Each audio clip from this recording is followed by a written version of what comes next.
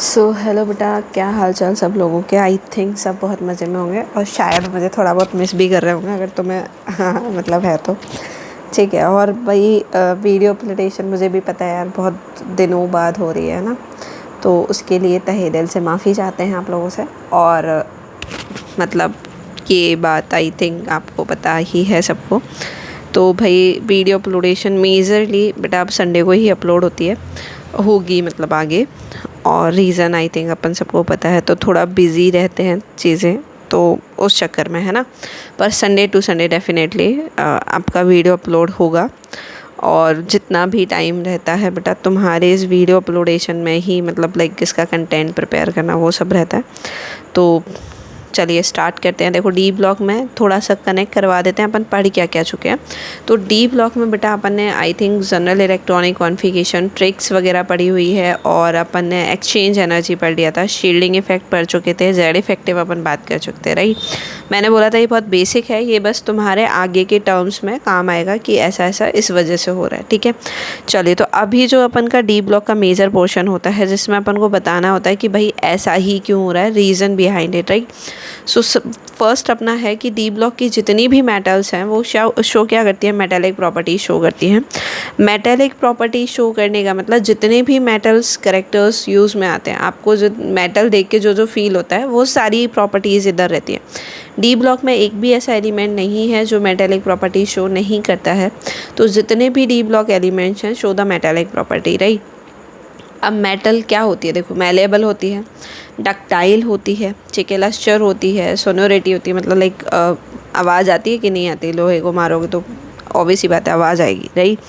तो high melting point, boiling point होते हैं, ये अपन को पढ़ना भी है। बहुत ज़्यादा हार्ड मेटल्स होती हैं जनरली, ठीक है। मरकरी को छोड़ दो जो रूम टेम्परेचर पर लिक्विड होती है। बेसिकली अपना जो भी मेटल्स होती है वो कैसी होती है, हार्ड होती हैं।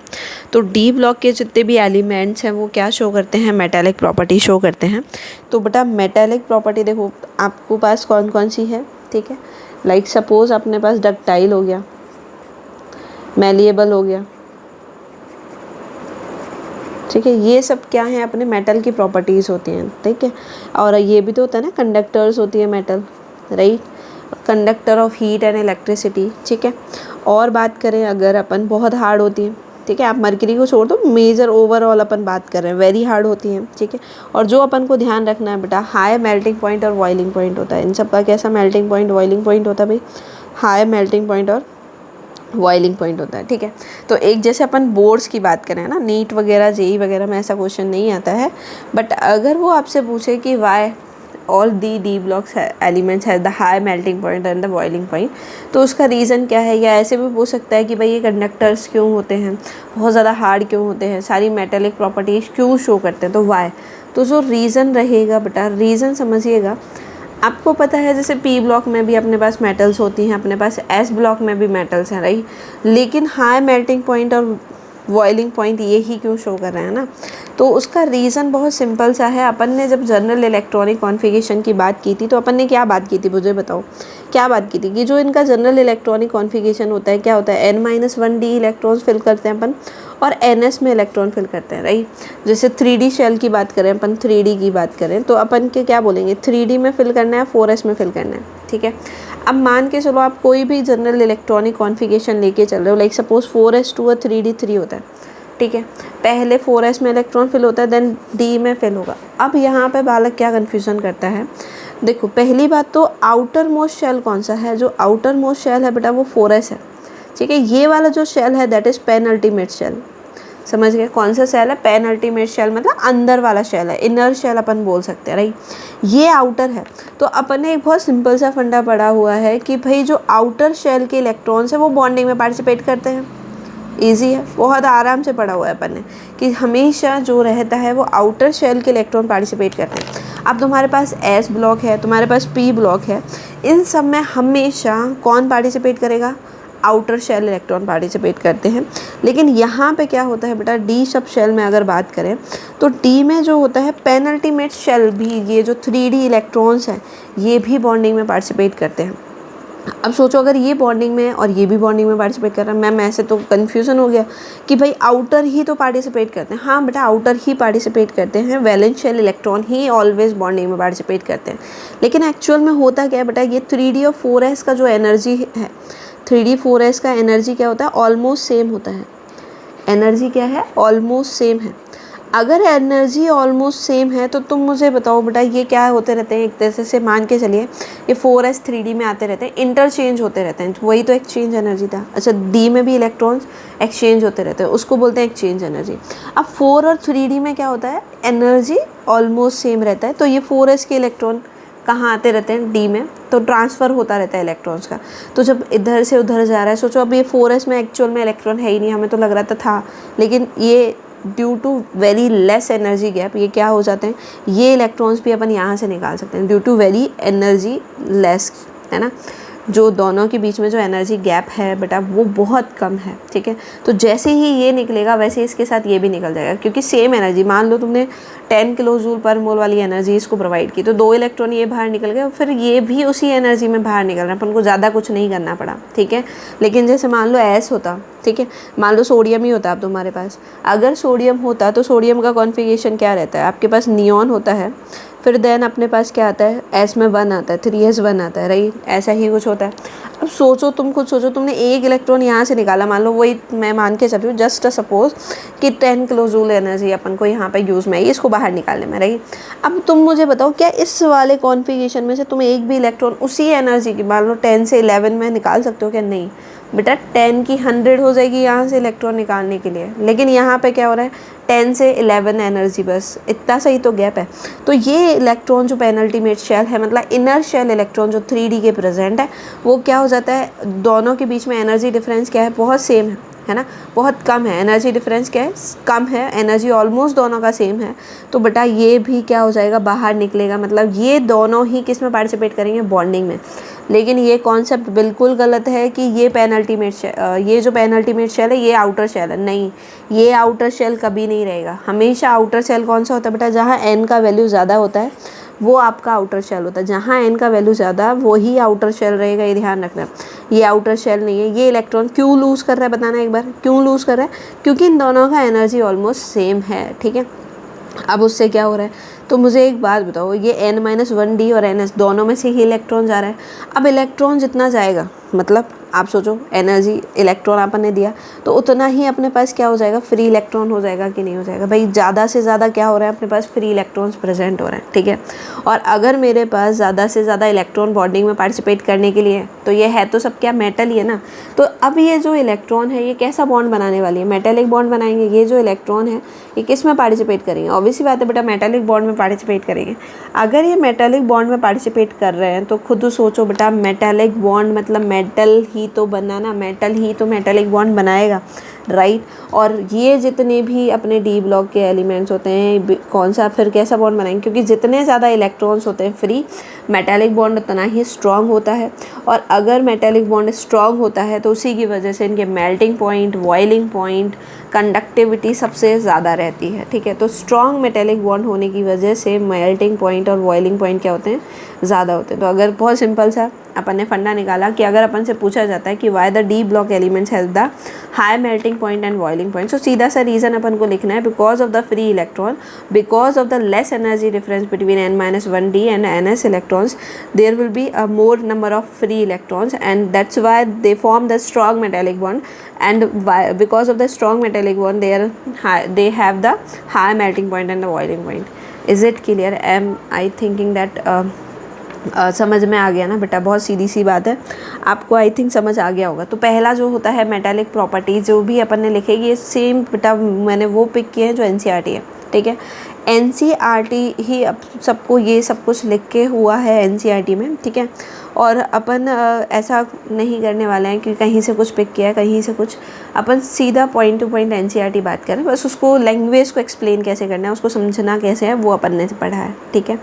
चलिए तो देखो उसके बाद है ना, आप एनसीईआरटी अगर देखोगे तो सबसे पहले मेटालिक प्रॉपर्टीज़ हैं, उसके बाद एक टेबल बनी हुई है उसमें कुछ सीसीपी बीसीसी इस तरह से लिखा हुआ है। अब देखो जो अपना नीट का सिलेबस है उसमें से सॉलिड स्टेट फुल्ली रिमूव हो गया, जेईई मेंस के सिलेबस में से भी सॉलिड स्टेट फुल्ली रिमूव हो चुका है। तो अगर अपन उसको नहीं भी पढ़ेंगे तो भी कोई दिक्कत नहीं है, राइट।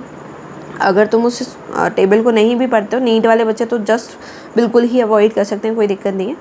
लेकिन अगर जेईई वाले बच्चे, क्योंकि उनके एडवांस में तो आना ही आना है, तो पढ़ लेंगे तो कोई दिक्कत नहीं होगी, ठीक है। तो मैं बस बता देती हूँ बेटा, क्योंकि डिटेल तो सॉलिड स्टेट में ही पढ़ते हैं। 3 स्ट्रक्चर्स के बारे में लिखा हुआ है, BCC, CCP and SCP, right. 3 structures होती हैं। बीसीसी क्या होता है, जैसे मान के चलिए बेटा एक अपने पास क्यूब बनाना है अपन को, बहुत सिंपल सा। अब क्यूब में कॉर्नर्स, फेसेस, ये सब तो होते ही हैं। तो बीसीसी क्या बोलता है कि बेटा जो अपने मेटल के एटम्स प्रेजेंट होंगे, ठीक है, वो एक तो क्यूब के कॉर्नर पे प्रेजेंट होंगे और एक बिल्कुल बिटवीन द सेंटर प्रेजेंट होगा, ठीक है।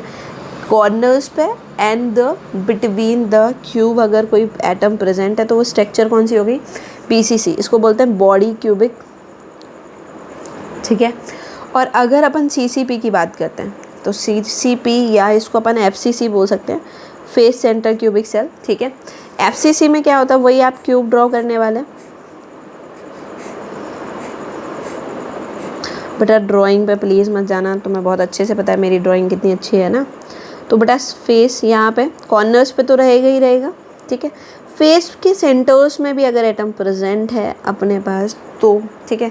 तो फेस बेटा एक आगे वाला और एक ही पीछे वाला, इस तरह से अगर स्ट्रक्चर बनती है, that structure is known as CCP, या अपन एफसीसी भी बोल सकते हैं, राइट। क्या बोल सकते हैं, एफसीसी भी बोल सकते हैं, क्लियर। सीसीपी या एफसीसी, ठीक है। अब लास्ट बच गया एचसीपी, तो हेक्सागोनल क्लोज पैकिंग इसको बोलते हैं। अब इसमें स्ट्रक्चर थोड़ा सा अपन इस तरह से बनाएंगे, भाई हेक्सागन बनाना पड़ेगा आपको, तो इस तरह का कुछ स्ट्रक्चर। देखो मैं सिर्फ आपको स्ट्रक्चर्स बता रही हूँ, अपन को चैप्टर समझने के लिए सिर्फ स्ट्रक्चर समझना है कि लाइक ये दिखता कैसा है, राइट। तो इस तरह का स्ट्रक्चर होता है। Okay okay okay okay okay, पहले ही बोल दिया बेटा ड्राइंग पे नहीं जाने का, ठीक है। हाँ भाई इस तरह से, ठीक है। हेक्सागन एक दूसरे के ऊपर स्लाइड होते हैं और बीच में कुछ अपने पास एक और तरह की सेल्स इस तरह से प्रेजेंट होती है, ठीक है। जब पढ़ेंगे इसको ए, इसको बी और इसको मान लीजिए अपन दोबारा से ए बोल सकते हो या सी बोल सकते हो, ठीक है। डिपेंड करता है कि नेचर इसका कैसा रहेगा। तो ABC टाइप का अपने पास सेल होता है। तो ये 3 स्ट्रक्चर्स होती हैं जो डी ब्लॉक की मेटल्स अपने पास फॉर्म करती हैं। अब मैम ये कैसे हो रहा है, एक मेटल है और ये क्या चक्कर है, तुम मुझे खुद बताओ बेटा कि एटम, एक एटम सोचो तुम्हें आयरन की रॉड दी जा रही है, उसमें मेटल है, आयरन की रॉड अगर मैं तुम्हें दूंगी तो तुम क्या बोलोगे कि सिर्फ एक ही एटम प्रेजेंट है, नहीं ना, बहुत सारी स्ट्रक्चर हैं।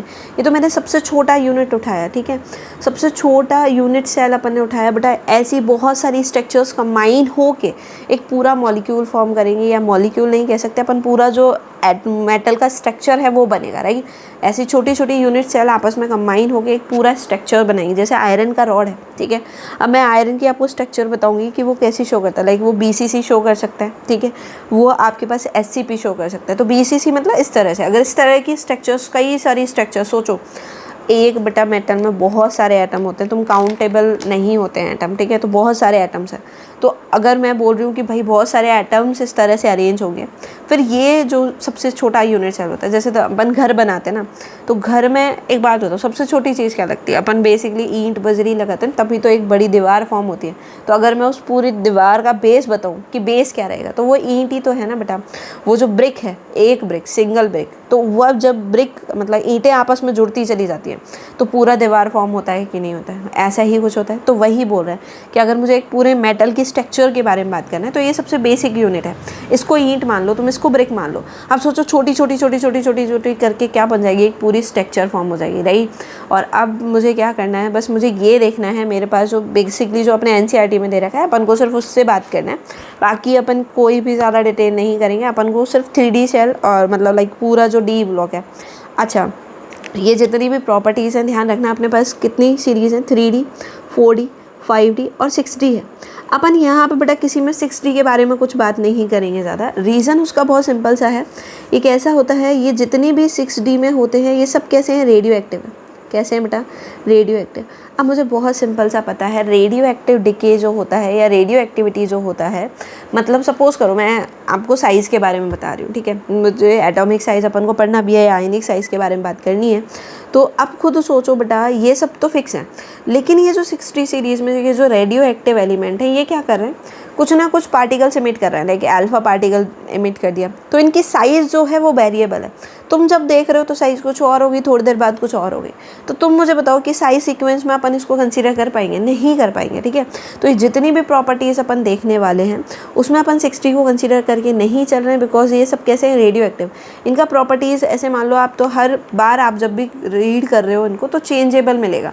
जब चेंज चीज़ें, सोचो मैं इसका बोल रही हूँ राम है, अगले पल ही सीता हो गई, तो फिर तुम्हें अच्छा लगेगा नहीं ना। तो सीधा सीधा 3D 4D और 5D में अपन बात करेंगे जितनी भी प्रॉपर्टीज़ है, क्लियर है, ठीक है। अब अपन बात कर रहे हैं कि कौन सा स्ट्रक्चर, वो टेबल अगर मुझे याद करनी है तो बहुत सिंपल सा है, उसको करने का तरीका कुछ ज़्यादा नहीं है। तो भाई करना कैसे, देखो पहले तो तुम्हें है ना डी ब्लॉक वाले याद होने चाहिए, तभी तुम कुछ कर पाओगे, अदरवाइज़ तुम कैसे करोगे, बोलो कर पाओगे क्या, नहीं कर पाओगे, कुछ भी नहीं कर पाओगे, ठीक है। तो बनाते हैं बेटा एक बार तो स्टार्ट कहाँ से होता है भाई, डी ब्लॉक अपना यहाँ से स्कैंडियम से, right. Scandium, titanium, vanadium, chromium, manganese, iron, cobalt, nickel बार, कॉपर और जिंक, ठीक है, ये है। फिर ये इसके बाद कौन आता है, यारी, ज़रा, हाँ भाई कहाँ तक निभानी है बताना थोड़ा, यारी ज़रा निभाना मौत तक, ज़रा निभाना मौत तक, सही है। रुकावट राह में पड़े अगर कोई, ठीक है भाई बता देना अगर रुकावट कुछ पड़े तो, ठीक है। और उसके बाद क्या होता है, ला, हफ्ता, वरना, हाँ भाई रिहान, ओसामा, ईरान, पीटेंगे और हंसेंगे, सही है। ये अपन ने पढ़ा था बेटा, बात की हुई है आराम से इनके बारे में अपन ने सबने, ठीक है। अब कहानी सब ये है, तो बहुत सिंपल सा है, मुझे ये देखना है बेटा इसमें से कौन CCP बनाएगा, कौन BCC बनाएगा, कौन SCP बनाएगा, इसी तरह से चेक करना है। तो बहुत सिंपल सा अपन दो सेक्शंस में डिवाइड करना है। देखो ये पूरा, ये 2 कॉलम, ठीक है, ये वाले 6D को शामिल नहीं करना है, ध्यान रखना, ठीक है। ये जो होते हैं ये मोस्टली क्या दिखाएंगे अपने पास, ये जो स्ट्रक्चर है बेटा, एक तो SCP बनाएंगे और एक BCC बनाएंगे, ठीक है। सिर्फ NCERT का डाटा है, मैं आपको कुछ और अदर पुट नहीं करवा रही हूँ, सिर्फ NCERT के अकॉर्डिंग चल रहे हैं। कौन कौन सा शो करेंगे, SCP और BCC, ठीक है। लेंथेनम के लिए बस आपको थोड़ा ध्यान रखना है, क्या करना है, ये SCP भी दिखाएगा, ये BCC भी दिखाएगा और ये CCP भी दिखाएगा, क्या दिक्कत है, कर लेंगे मैम, कोई बड़ी बात नहीं आ रहा है, हम तो माहिर हैं इन चीज़ों में, सही है। क्या बात, देखो भाई ये दोनों जो पहला कॉलम है SCP और BCC दिखा रहे हैं सारे एलिमेंट, बस लेंथेनम क्या दिखाएगा, एक और एक्स्ट्रा में दिखा देगा, दैट इज CCP, या अपन FCP बोलते हैं, FCC बोलते हैं, ठीक है भाई, क्लियर है कहानी। चलो अगला देखो, अगले में फिर से 2 कॉलम उठाओ बेटा, कौन कौन से उठाओगे इस बार अपन ये वाला कलर ले लेते हैं, हाँ भाई वेनेडियम, क्रोमियम, ये वाला उठा लो। ये वाला जो रहेगा मोस्टली सब क्या दिखा रहे हैं भाई, BCC दिखा रहे हैं। कौन सा भाई, सारे के सारे NCERT के अकॉर्डिंग क्या दिखा रहे हैं, BCC दिखा रहे हैं। हो गया काम, बताओ याद हो गया। पहला कॉलम SCP BCC दिखा रहा है, बस लेंथेनम में आप क्या ऐड कर दोगे, एक CCP ऐड कर दोगे। अगला कॉलम सिर्फ BCC दिखा रहा है, ठीक है। देन नेक्स्ट अगले 2 उठाओ बेटा, उठा लिए क्या, अरे उठाए कि नहीं उठाए, चलो उठा लेते हैं भाई, ये 2 उठाओ, ठीक है। अगले 2 इसमें क्या शो करेंगे, अगले 2 SCP शो कर देंगे, सही है। अगले 2 क्या शो करेंगे, SCP शो करेंगे। अब यहाँ पे कुछ और चीज़ें भी आएंगी, देखो आयरन जो रहेगा वो SCP के अलावा BCC भी शो करेगा। आयरन जो है वो BCC और SCP दोनों शो करेगा। BCC लिखा हुआ है और SCP लिखा हुआ है, राइट, BCC और SCP,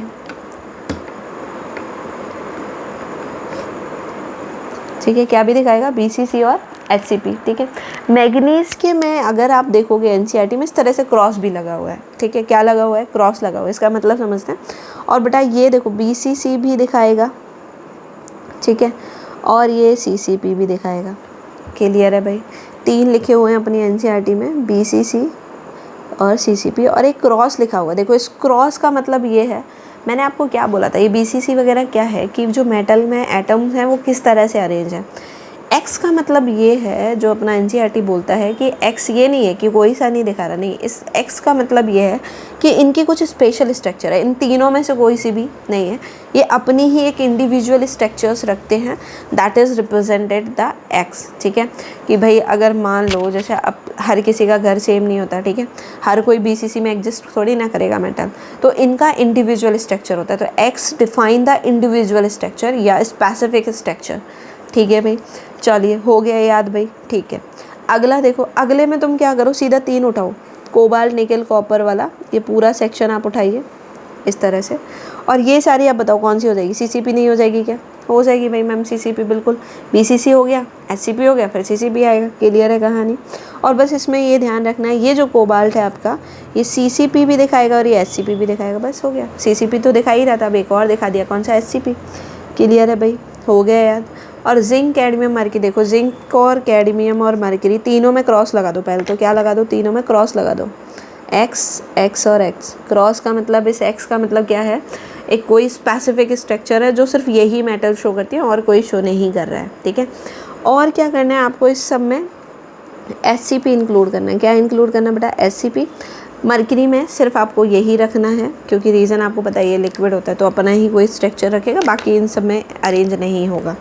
ठीक है भाई, तो ये आई थिंक याद हो गया। और एक्स का मतलब आप ऐसे बोल सकते हो कि भाई इंडिविजुअल स्ट्रक्चर या फिर टिपिकल अरेंजमेंट जो और किसी मेटल का नहीं हो पाता है। ठीक है भाई, क्लियर है। आई थिंक टेबल अपन को ईजिली याद हो गई है, आप 2-2 सेक्शंस में करके ईजिली आप इसको याद कर सकते हो। क्लियर है बेटा कहानी, आई थिंक बहुत अच्छे से आपको समझ आ गया होगा। और ये table if you want to skip that then you can, right, you can, you do everything that you want. Am I clear?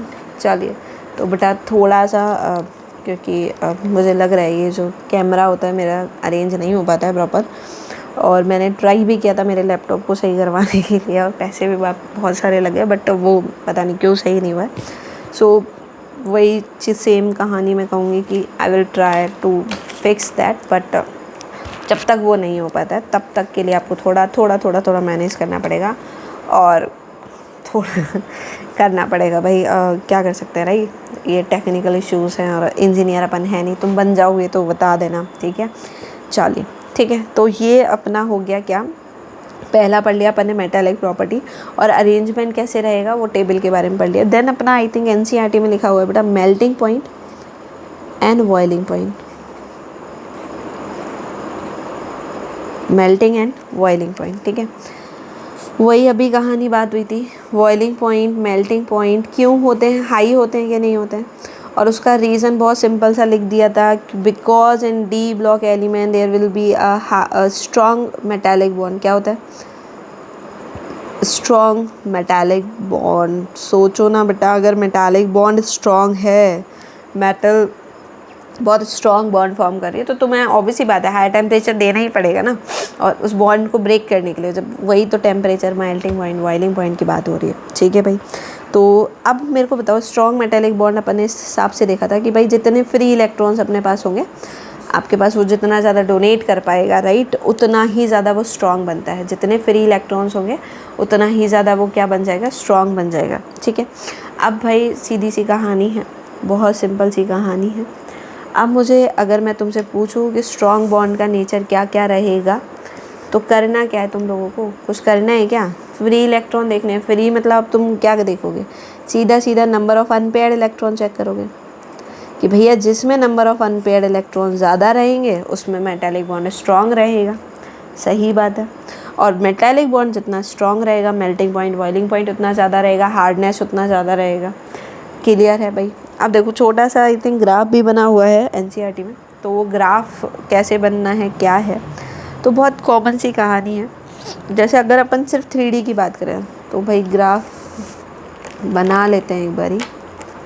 बेटा तुम बोलोगे कि मैम इस बार लिख के कंटेंट क्यों नहीं लाए, तो क्योंकि इसमें है ना ऐसी चीज़ें थी, तो मुझे लगा कि भाई लिखा हुआ कंटेंट और थोड़ा कम समझ आएगा, और मेरे पास भी इतना टाइम मुझे नहीं मिला कि मैं लिख लूँ पहले, तो मैंने सोचा चलो कर देते हैं अभी बिना लिखे ही, और आई थिंक तुम लोग आराम से समझ पा रहे हो चीज़ों को, दैट्स मोर इम्पॉर्टेंट टू मी।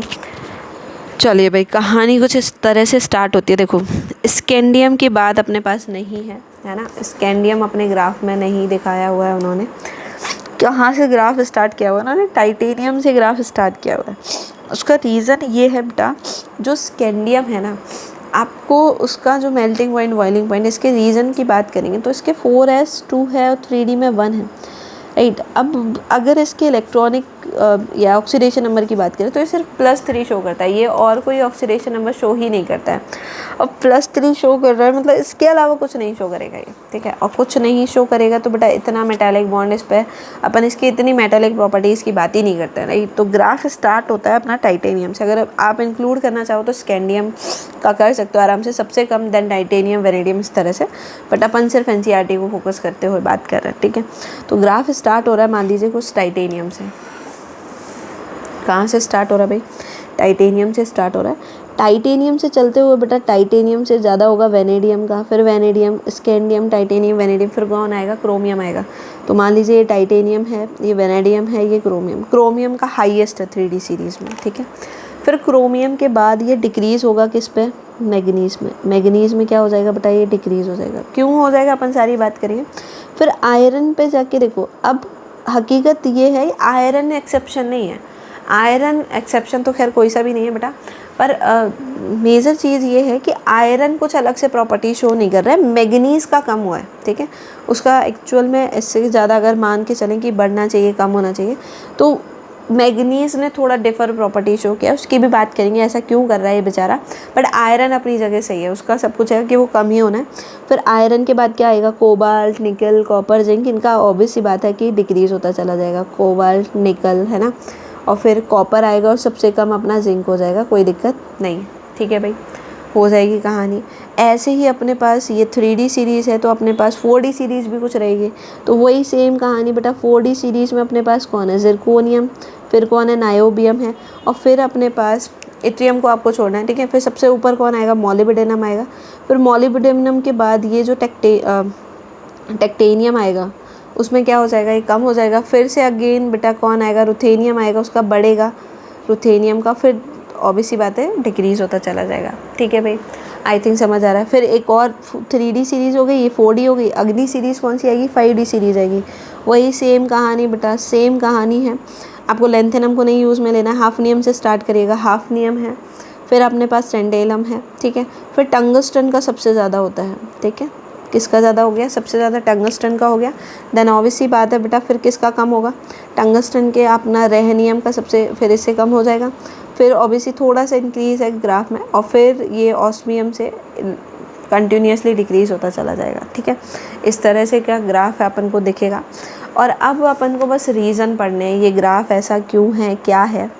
तो भाई देखो, सीधी सी कहानी है, टाइटेनियम, वेनेडियम और क्रोमियम, ठीक है।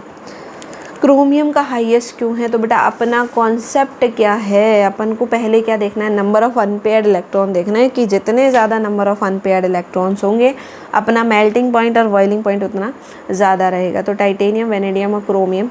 अब मुझे, तुम्हें कॉन्फ़िगरेशन पता होगा, इसका होता है 22, तो 22 अगर है तो आर्गन को अपन नहीं लिख रहे हैं एक तरह से, ऐसे मान लो। तो 3D 2 है, 4s2 है, यहाँ पे 3D 3 है, और ये होता है अपने पास 3D 5 4s1, इज़ इट। तो नंबर ऑफ़ अनपेयर्ड इलेक्ट्रॉन 2 है इधर। इधर अपन बात करेंगे तो कितने हैं? 3 हैं। और इधर अपने पास अगर तुम total number of unpaired electron देखोगे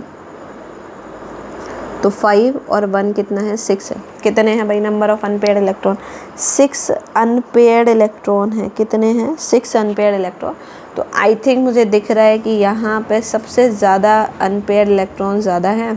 दैट मीन पूरा 3D सीरीज़ में अगर बात करें तो क्रोमियम में ही नंबर ऑफ़ अनपेयर्ड इलेक्ट्रॉन ज़्यादा है, तो उसका ही सबसे ज़्यादा हो रहा है या नहीं हो रहा है भाई? सबसे ज़्यादा किसका है? क्रोमियम का है। सबसे ज़्यादा किसका है? क्रोमियम के मेल्टिंग पॉइंट और बॉइलिंग पॉइंट ज़्यादा है, ठीक है। अब बाकी कहानी बेटा इस पे आ रही है कि ये मैग्नीज़ का, टेक्टेनियम का, रेनियम का, ये सबका कम क्यों हो गया, ठीक है। तो कम तो ऑब्वियसली बात है होना ही है, क्रोमियम से कम होना है, लेकिन आयरन वगैरह से भी कम हो गया।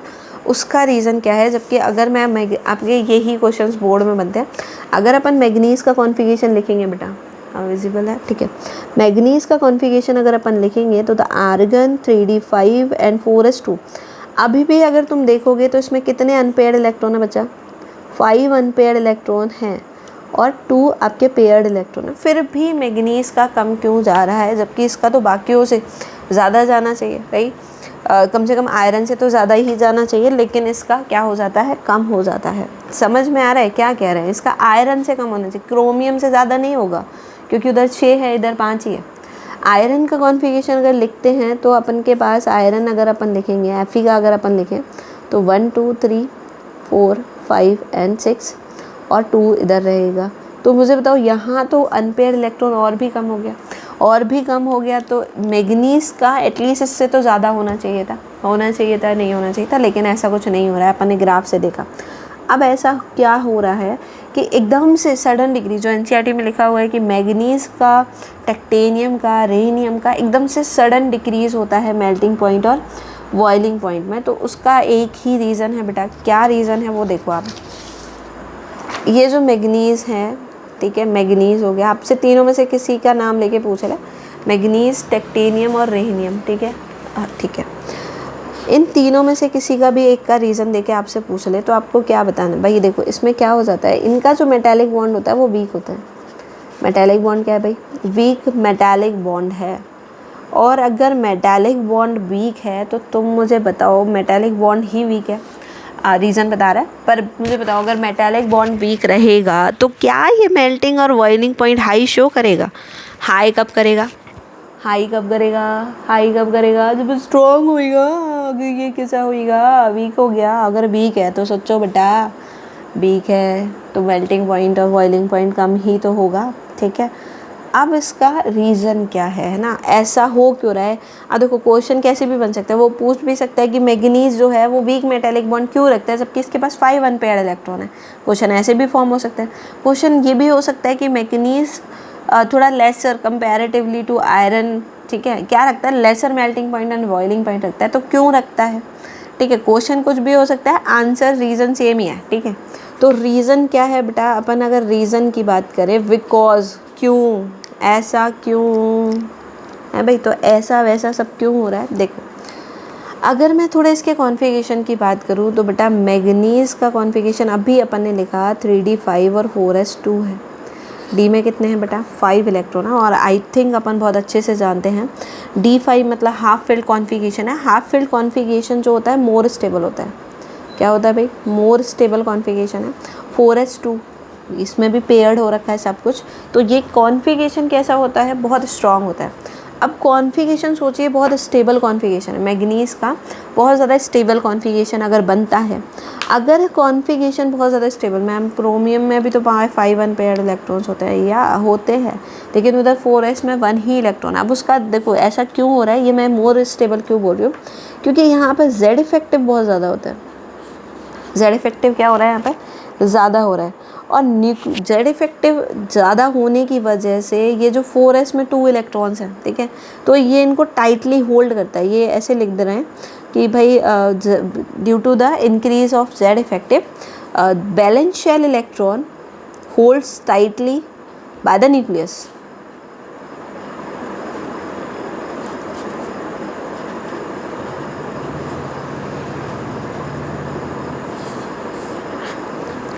अब ऐसा क्यों हो रहा है मैम, जेड इफेक्टिव, अच्छा दिखाई नहीं दे रहा था क्या। देखो भाई बच्चा पार्टी क्या बोल रहे हैं, पहले तो सुनो कि क्या लिखा क्या हुआ है। एनसीईआरटी में नहीं लिखा हुआ है, इसका रीज़न बस हम ही बता रहे हैं आपको, पूछे तब के लिए। रीज़न ये है कि इसका कॉन्फ़िगरेशन स्टेबल होता है। कॉन्फ़िगरेशन स्टेबल क्यों होता है, क्योंकि इसमें जेड इफेक्टिव बढ़ जाता है। जेड इफेक्टिव बढ़ने से बैलेंस शेल इलेक्ट्रॉन जो बहुत टाइटली होल्ड हो जाता है। अब ये क्या हो रहा है, ये जेड इफेक्टिव बढ़ कैसे रहा है, क्या चक्कर क्या है। देखो क्रोमियम में क्या कहानी हुई थी, उधर भी जेड इफेक्टिव ज़्यादा आई, मुझे पता है उधर भी क्या है, जेड इफेक्टिव ज़्यादा हो रहा है। लेकिन अपन को एक चीज़ थोड़ा सा पता है कि लेफ़्ट टू राइट जाने पर जेड इफेक्टिव बढ़ता है, right. Left to right move करने पर अपने पास जेड इफेक्टिव बढ़ता है। तो अगर अपन क्रोमियम और मैग्नीज में कंपेयर करेंगे तो जेड इफेक्टिव मैग्नीज में ज़्यादा होना है, ठीक है।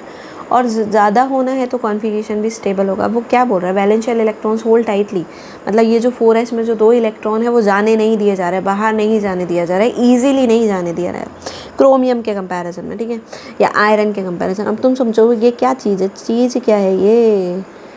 तो भाई इधर मुझे, अब मैं आपको 3D शेल इस तरह से नहीं बता रही हूँ, आप सोच समझ के चलो ये वाला 3D शेल है, ठीक है, ये अपन 4s मान के चल रहे हैं, ठीक है। बाकी मुझे पता है बेटा, प्लीज़ कमेंट में मत लिख देना मैडम ऐसे कैसे 3D मान लिया, बस अजीब ऑप्शन में मुझे सर्कल ज़्यादा बनाने पड़ेंगे और कुछ नहीं है, ठीक है।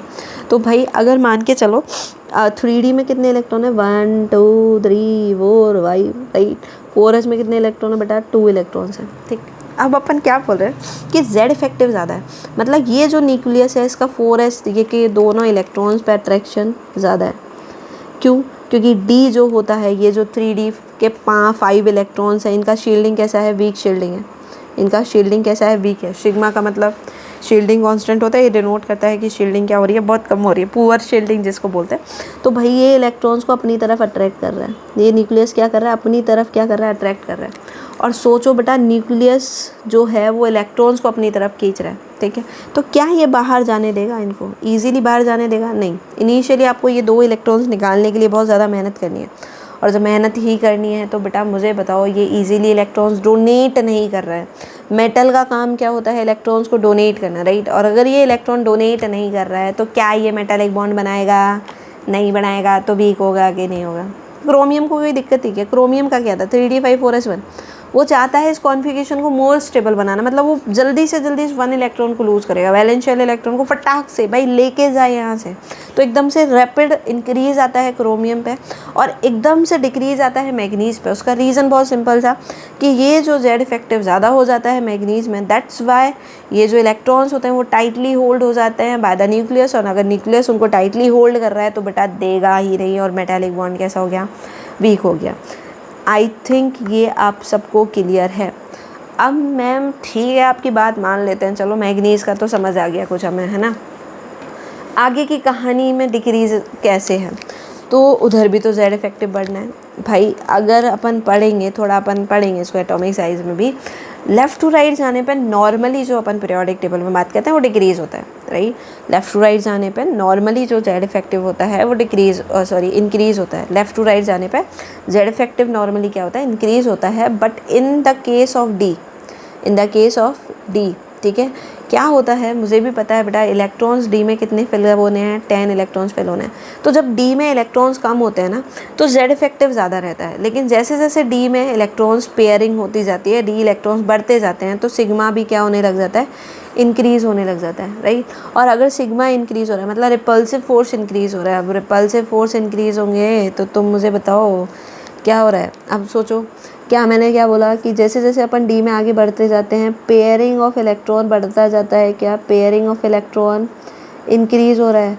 और अपन ने क्या बोला था, metallic bond directly proportional to number of unpaired electrons, ऐसा कुछ बोला। मैग्नीज का केस मैंने आपको समझाया कि इसमें ऐसा क्यों हो रहा है।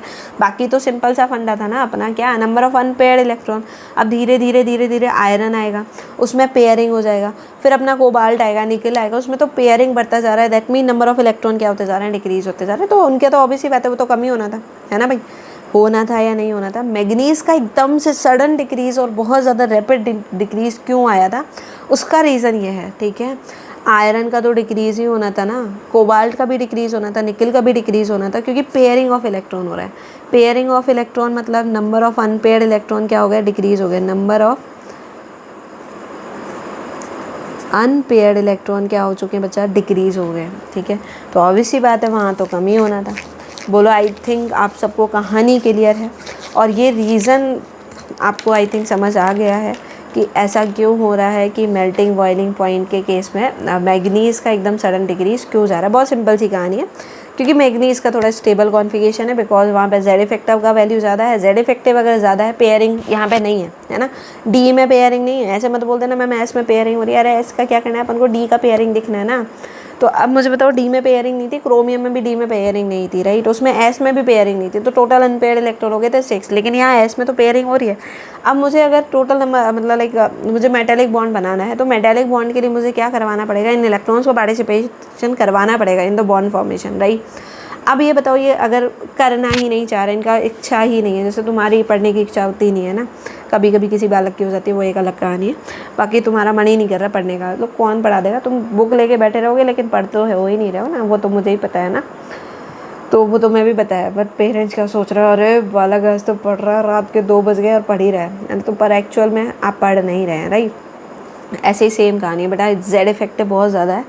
तुम पढ़ना नहीं चाह रहे हो, तुम फ़ोन चलाना चाह रहे हो, तो मतलब तुम्हारे फ़ोन चलाने की इच्छा बहुत ज़्यादा है, और उस टाइम पे फ़ोन तुमने टाइटली पकड़ा हुआ है कि कोई लेके तो दिखाए मेरे से।